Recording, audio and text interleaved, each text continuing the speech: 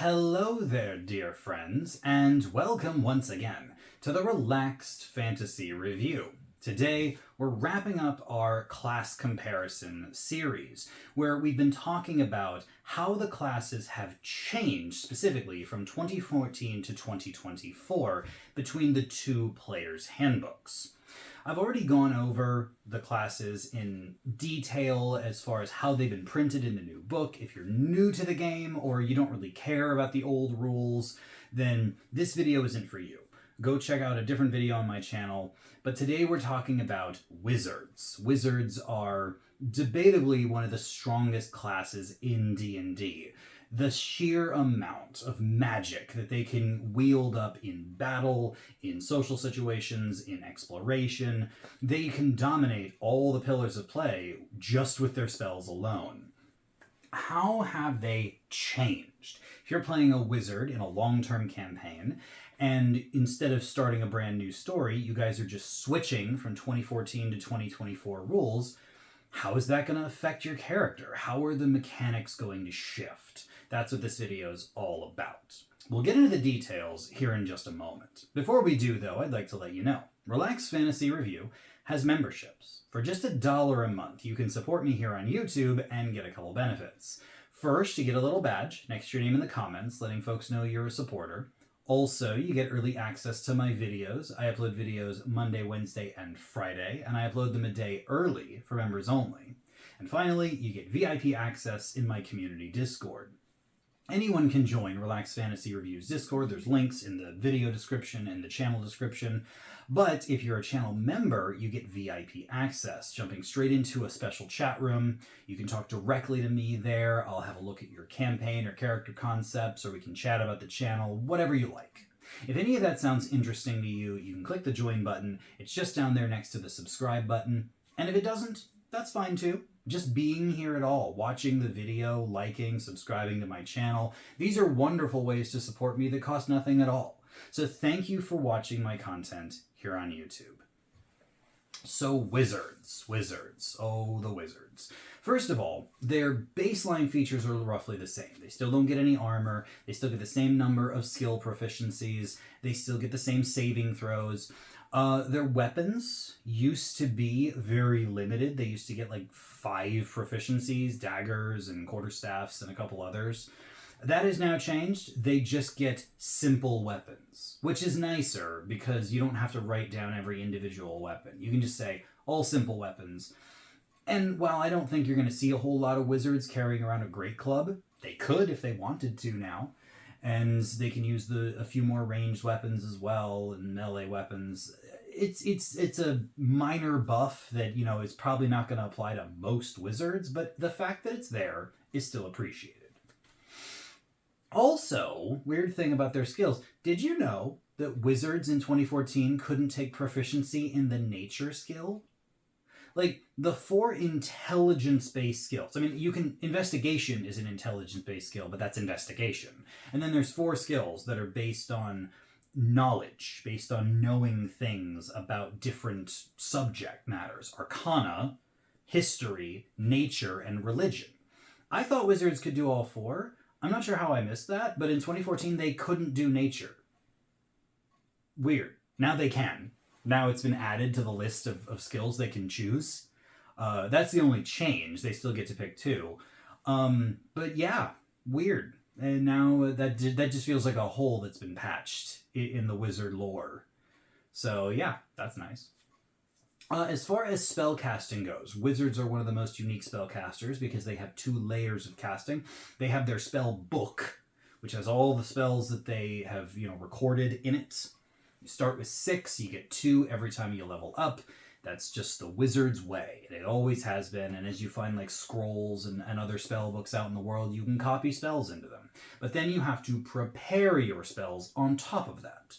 So once you have your spell book, then you can open it up, and in the old days, the number of spells you could prepare from the book was based on your wizard level and your intelligence modifier. That's no longer the case. Now, the spells you prepare from the book is a set number, which scales as you go up in level. It's on the wizard's feature table. It doesn't change the number you're going to prepare a whole lot. I think it's a little higher at the low levels and a little lower at the high levels. It just kind of like evens it all out. It also means that regardless of your intelligence modifier, you're still going to get the same number of wizard spells that you can prepare. I guess in the old days, if you had higher intelligence, you'd get another spell or two, every day when you prepare your spells. Now that's not the case. But it also means that if you want to, multi-class and you can't pump your intelligence, you're not going to suffer for it in this regard specifically. And then there's one other feature, and this, low-key, this is one of my favorite things about the new wizard. You can switch your cantrips every time you long rest. Yeah. It used to be you'd pick your cantrips, and you could only change cantrips like every few levels. Now you can change them every time you sleep. That's awesome. Wizard cantrips is a huge list of amazing utility, damage-dealing spells. There's so much there. And honestly, I'm a bit of a simp for Magic Initiate. I love the fact that, you could go without the first level spell in Magic Initiate. I mean, I'm glad you get it, but it's the cantrips I'm there for 9 times out of 10. And the idea that a wizard can just switch it every time they rest. Hey, I've been trying out Poison Spray. It's not quite working out for me. I'm going to switch over to Ray of Frost. Hey, I thought Chill Touch was going to be awesome, but honestly, I think I'd rather have Toll the Dead. Hey, I love my Mage Hand, no questions asked, but Minor Illusion's not really pulling its weight, so how about we switch over to like Message or something like that? And every day you can try new ones. I love it. I think this is a hard upgrade from the old wizard. And while it might seem like a minor thing, I promise you, the fact is there are a lot of players out there who have a nice list of cantrips and only use like 2 of them. And if they could experiment with more just through the automatic scaling of their character, they'd use them more often. I believe that it is the cantrips, especially ones like Prestidigitation, Minor Illusion, the utility ones, that breed creativity. They make players try new things. And I think that being able to switch them out and not be penalized is absolutely peak. Anyway, enough about that. The ability Ritual Adept, which allowed wizards to cast ritual spells right out of their spellbook without having to prepare them, that's still here. That hasn't really changed. Point in fact, though, all casters can cast spells with rituals now. Like, if it has the ritual tag, you can cast it using the ritual ability. There isn't, like, specific casters that can ritual cast and specific ones that can't. But the wizard, uniquely, doesn't even have to have them prepared. He can just have them in his spellbook, and that's enough. So that's awesome. The ability Arcane Recovery also hasn't changed. You get, during a short rest, you get some spell slots back. Normally, you only get them back on a long rest. Arcane Recovery, once per day, lets you get some back on a short rest. Very nice for longer adventuring days. New feature. Something that is completely new, the Scholar feature. This grants you expertise in one of your intelligence-based skills. Very, very pleased with that. But yeah, it's a brand new feature. One big change, is that wizards no longer get their subclass at level 2. They used to be one of, I think it was 2 classes, them and druids, I think, that got their subclass at level 2. Well, now it's level 3. Everyone gets their subclass at level 3 now, and I don't think that's a problem. Like, wizards' subclasses have had a nice buff. If you have a look at them in the player's handbook, most of them are better, like, pretty much across the board. Even the ones that are the same have had slight improvements, quality of life stuff, or a little bit of tweaking here and there. So the fact that you gotta wait 1 more level to get your subclass, I don't think is a huge downside. It means that level 2 specifically is going to be a little tougher because you won't have those features, but you're still a wizard, so the early levels have always been tough. Your ability score increase and feats haven't changed, still the same number of them, they happen at the same time. You do have a new feature, level 5, Memorize Spell. This allows you, because remember, you're preparing spells out of your spellbook. Memorize Spell says that you can swap those out. I think it takes a short rest to do it. But basically, if you're in a situation where you've prepared your spells for the day, and you're in the adventure, and you determine, oh man, there's a spell in my spellbook that would really help out right now. Hey guys, give me an hour. And then you just kind of switch it out. It's a nice feature. It's again, a quality of life thing more than anything. I think it's awesome. Now, the spell, we're going to jump because that's like the last feature you get as a wizard all the way up to level 18. Like the most of the class is just you getting more spells and you getting more powerful spell slots. That's most of the scaling of the wizard. But at level 18, the spell mastery feature. This one has had a nerf and a buff. It's kind of changed in two ways. First of all, now it can't just be any first or second level spell. The silvery barbs and shield people who were just casting it infinitely, it doesn't work anymore. It has to be a spell with a casting time of an action. So no more spamming shield. I mean, you're still going to spam shield, but you're going to pay for it now. This just means that, you're a little more limited in what first and second level spell you can cast infinitely. On the flip side, in the old days, it took 8 hours of dedicated time to change out what your spell mastery spells were. That is no longer the case. It doesn't take 8 hours it doesn't take a day of downtime.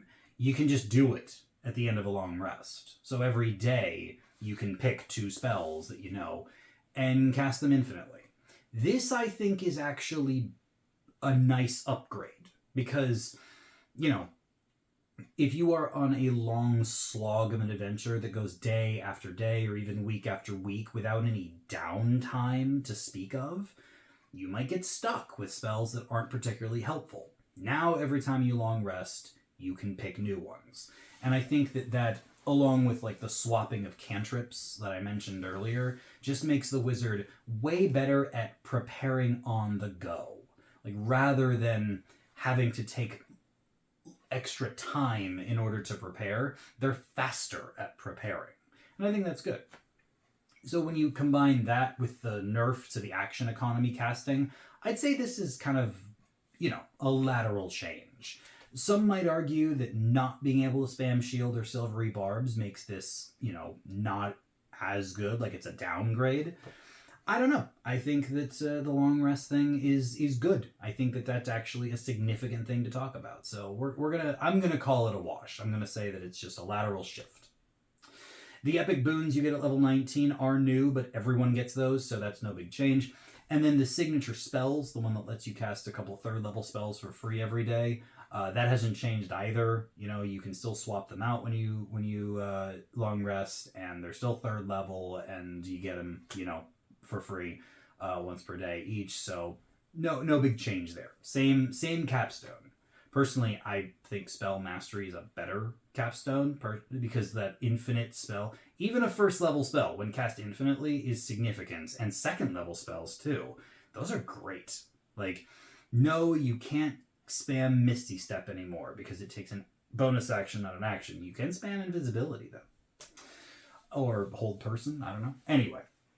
There's a lot of good spells, and being able to cast a first and second infinitely, and then a third for free a couple times a day, awesome stuff.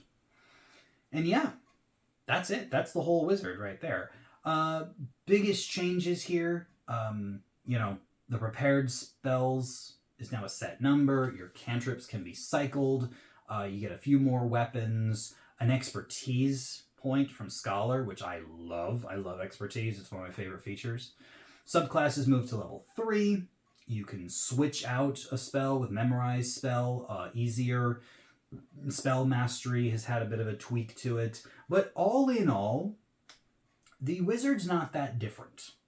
They haven't got a whole bunch of new features. Like, they just have some quality of life improvements. And at the end of the day, the wizard is still the wizard. The wizard still has the biggest spell list in the game, still gets to learn spells every single level. Their subclasses have been pretty nicely upgraded.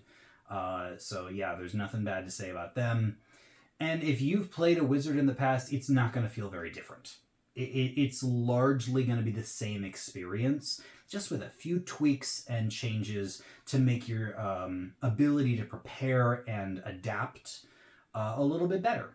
And as a wizard, that's good. One of the memes, one of the downsides of playing a wizard was preparing the wrong spells, or choosing the wrong cantrips, or just not being happy with what you've done. And you've just got more abilities now to swap them around. And I think that's great. And other than that, wizards are still awesome. It's hard to beat some of their spell casting. And yeah, I think if you've played a wizard before, you will still be happy with what you've got. You know? So yeah, thanks wizards. Thanks wizards for making the wizard just as good as before. Maybe slightly better. This has been the Relaxed Fantasy Review. If you enjoyed the video, please like and subscribe down below. Have a look for the join button down there, and keep your eyes peeled for more videos from the new rules of D&D coming down the line soon. Have a good one, my friends.